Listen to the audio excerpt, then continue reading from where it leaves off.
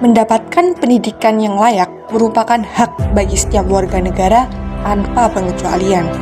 Sayangnya, selalu muncul permasalahan struktural seperti melonjaknya biaya kuliah atau UKT. Universitas Brawijaya Malang berunjuk rasa menolak kenaikan uang kuliah tunggal UKT yang naik 44%. Para mahasiswa menggelar aksinya di halaman gedung mereka. Tuntutan mulai dari penurunan uang kuliah tunggal UKT sampai pihak rektorat merevisi 12 golongan UKT.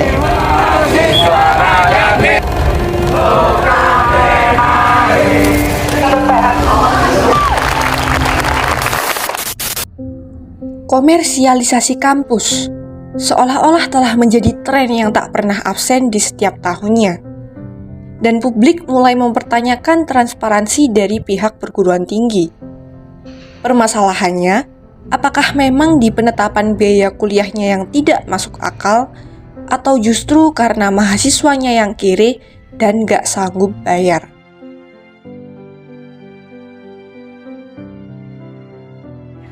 Jadi tanggapan aku terkait keputusan kenaikan UKT sendiri, menurutku situasi ini cukup kacau ya, karena kenaikan UKT sendiri ini bisa menambah beban finansial kita, terutama terkait teman-teman yang ekonominya kurang stabil ya. Mungkin buat universitas ini buat menutupi biaya kenaikan operasional atau buat peningkatan kualitas pendidikan atau pengembangan fasilitas, tapi buat aku sendiri aku nggak ngerasain hal tersebut karena ini sedikit curhat ya. Jadi aku tuh dari semester 3 sampai semester 5 itu aku kuliah di gedung rektorat lama, dan menurutku fasilitas yang ditawarkan itu bukan cukup lagi, tapi emang menurutku kurang ya, karena pertama kita itu kuliah di gedung di lantai 4 dan itu nggak ada lift sama sekali, dan kita harus naik tangga setiap harinya, terus kelasnya kecil, nggak ada AC, dan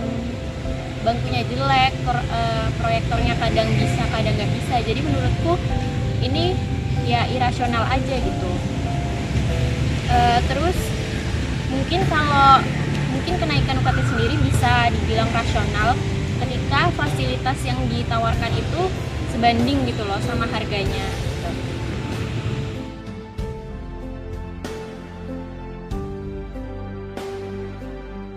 Oke, jelas kalau untuk kenaikan UKT ini pasti akan berpengaruh kepada berbagai tingkat masyarakat, terlebih untuk masyarakat yang ekonominya menengah ke bawah. Karena kita tahu sendiri ya, sebenarnya kan rata-rata UMR di Indonesia itu juga nggak setinggi itu, apalagi untuk kalangan yang menengah ke bawah. Sehingga kalau misalnya kenaikan UKT ini terus diadakan, pastinya akan mengganggu proses pembayaran UKT sendiri dan bisa mengakibatkan mahasiswa ini untuk berhenti berkuliah. Tentunya sangat berpengaruh, apalagi dengan mahasiswa baru yang memiliki latar belakang memiliki keterbatasan finansial ekonomi. Banyak di luar sana mahasiswa baru yang menjual hartanya, menjual kendaraannya demi berkuliah di perguruan tinggi negeri, yaitu universitas kami, Universitas Brawijaya. Dan kenaikan UKT tersebut sangat memiliki dampak pada mereka yang memiliki keterbatasan finansial.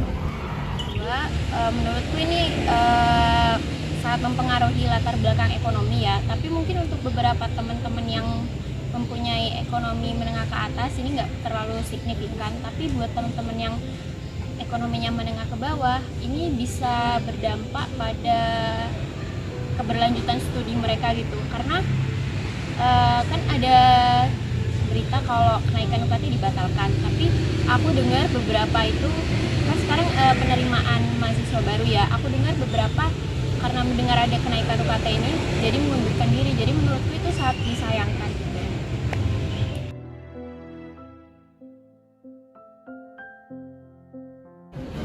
Solusi para mahasiswa baru terhadap isu kenaikan UKT kali ini, para mahasiswa baru sekarang bisa mengajukan keringanan pada Universitas Brawijaya dengan melakukan apply ke Sibaku atau ke krisis center. Dalam hal itu, jika hal tersebut masih dirasa kurang membantu atau kurang meringankan, para mahasiswa lama semoga terbangun atau menggerakkan aksi atau konsolidasi lebih lanjut mengenai kenaikan UKT ini agar pihak rektorat mungkin lebih sadar akan banyaknya mahasiswa baru yang ingin berkuliah di perguruan tinggi negeri tanpa biaya yang tinggi dan ilmu yang bermanfaat untuk selanjutnya. Terima kasih. Kebijakan mengenai kenaikan UKT yang dipandang sebagai langkah yang diperlukan untuk meningkatkan kualitas pendidikan, nyatanya malah menghalangi seseorang untuk dapat mengakses pendidikan yang layak di bangku perguruan tinggi. Ditambah lagi, birokrasi kampus yang selalu menutup mata dan pemerintah yang selalu berpangku tangan semakin memperburuk kondisi yang ada. Padahal, yang seharusnya dikomersialisasikan itu adalah hasil risetnya, bukan kampusnya. Dan semua orang berhak untuk mendapatkan pendidikan yang sama dan layak tanpa terkecuali.